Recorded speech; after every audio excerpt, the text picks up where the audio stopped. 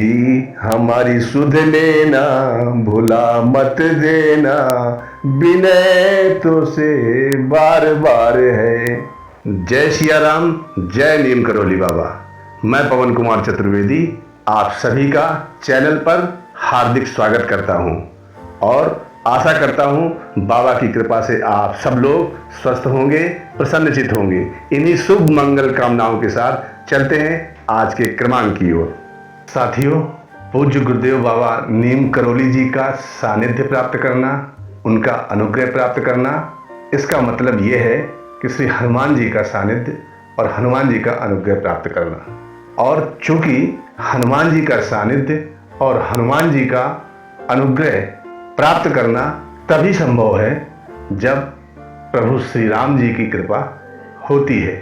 और प्रभु श्री राम जी जिस पर कृपा करते हैं उसका भाग्य भी बदल जाता है, उसके सारे काम भी बन जाते हैं और वो सदा सुख का अनुभव करता है। दुख अगर आते भी हैं तो दुख में भी वो सुख का ही अनुभव करता है। और जब भगवान श्री राम का सानिध्य और उनका अनुग्रह प्राप्त हो जाता है फिर जीवन में सब कुछ अच्छा ही होता है। गोस्वामी तुलसीदास जी लिखते हैं कि जा पर कृपा राम कै होई, ता पर कृपा करे सब कोई। अर्थात कहने का आशय ये, जिस पर प्रभु श्री राम जी की कृपा हो जाती है उस पर सब कृपा करते ही करते हैं। और राम जी में और श्री कृष्ण जी में, श्री महादेव जी में, माता दुर्गा में ये कोई भेद नहीं है। भगवान तो सिर्फ एक ही है और वो एक है, एको ब्रह्म द्वितीयो नास्ति। वह पर ब्रह्म परमात्मा परमेश्वर तो सिर्फ एक ही है जो राम रूप में, श्री कृष्ण रूप में, श्री महादेव के रूप में और माता दुर्गा के रूप में इस संसार में विराजमान है। इस संसार में सर्वत्र फैले हुए हैं, सर्वत्र निवास करते हैं। साथियों, एक बार चारों ऋषि सनत, सनंदन, सनातन, सनत कुमार, इन चारों ऋषियों की भेंट नारद जी से हुई। नारद जी का मुख बहुत ही मलिन और उदास था। मुनियों ने उनसे इसका कारण जानना चाहा। नारद जी बोले, मैं सर्वोत्तम लोक समझकर पृथ्वी लोक में गया था, पर वहां मुझे बड़ी अद्भुत स्थिति देखने को मिली। मैं सारे तीर्थों में घूमा पर कहीं भी मुझे शांति नहीं मिली। वहां चारों ओर पाप एवं अधर्म का बोलबाला है। जीव केवल अपना ही पेट पालने में लगे हैं।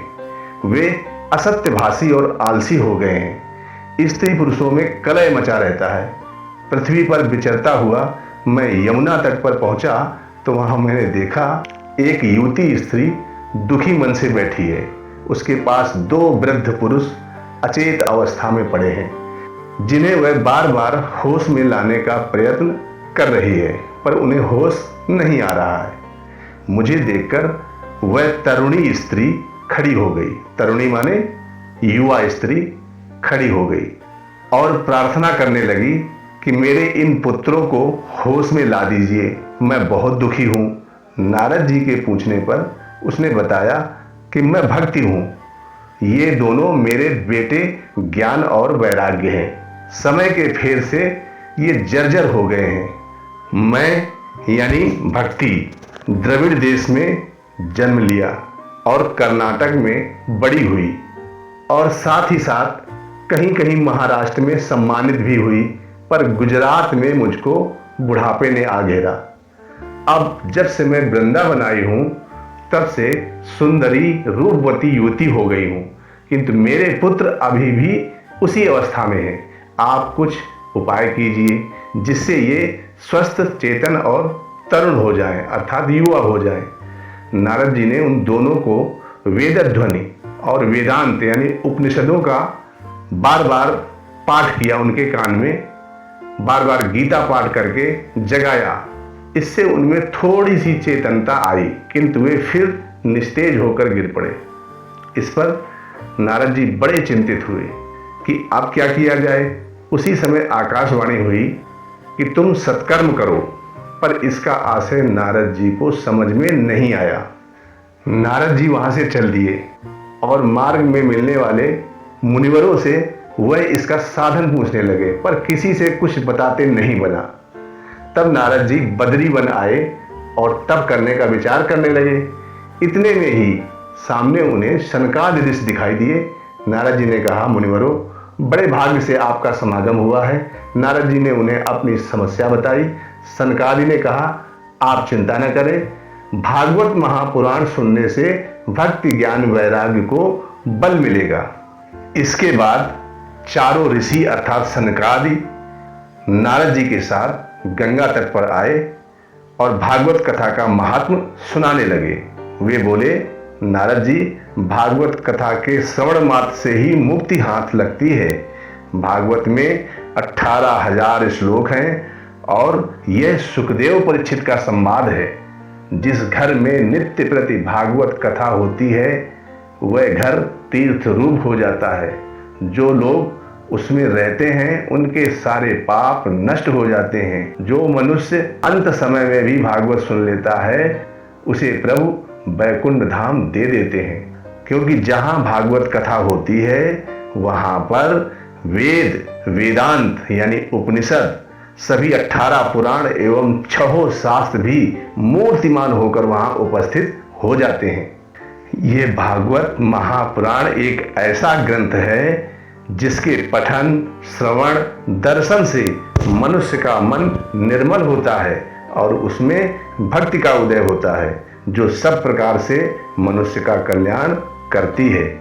जिस समय सनकादि ऋषि ग्रंथ महिमा बता रहे थे तब उस सभा में एक बड़ा आश्चर्य घटित हुआ। वहां दोनों ज्ञान और वैराग्य जो वृद्ध अवस्था में थे वो युवा अवस्था में हो जाते हैं और उनके साथ उनकी माँ यानी भक्ति भगवान नाम का जप करते हुए उस कथा प्रांगण में प्रकट हो जाती हैं। तब सनकादि ऋषि कहते हैं कि ये भक्ति देवी कथा के प्रभाव से ही यहाँ प्रकट हुई हैं। भक्ति देवी सनकाद से बोली, आपने कथा सुनाकर मुझे फिर हष्टपुष्ट कर दिया है, अब मैं कहाँ रहूं। तब मुनिवरों ने कहा, देवी तुम भक्तों के हृदय में निवास करो। और ये सुनकर भक्ति तुरंत भक्तों के हृदय में जा विराजी।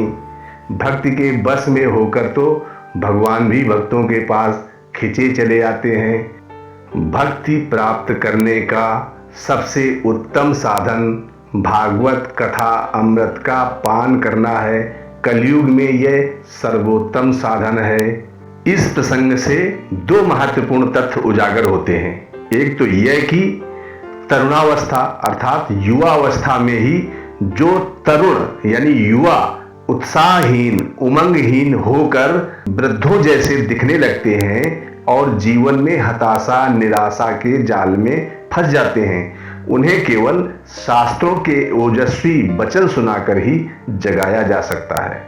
शास्त्र ही उनमें तरुणाई अर्थात जवानी का पुनः संचार कर सकते हैं और इसीलिए युवाओं को आध्यात्मिक ग्रंथों का स्वाध्याय करना चाहिए। और दूसरा महत्वपूर्ण तथ्य यह है कि भगवान का सानिध्य, भगवान का अनुग्रह भक्ति से ही प्राप्त किया जा सकता है। भक्ति से भगवान भक्त के हृदय में आ विराजते हैं।